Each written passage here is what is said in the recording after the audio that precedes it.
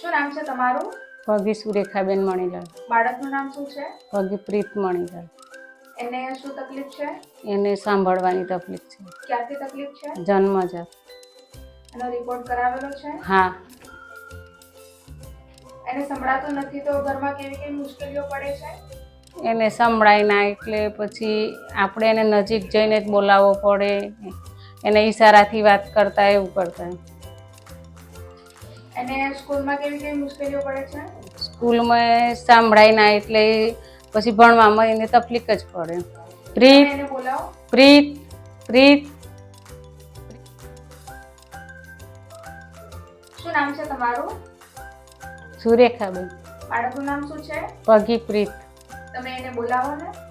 પપ્પાનું નામ? મલ્લા. મમ્મી? બેન. ભાઈ? ભાઈ.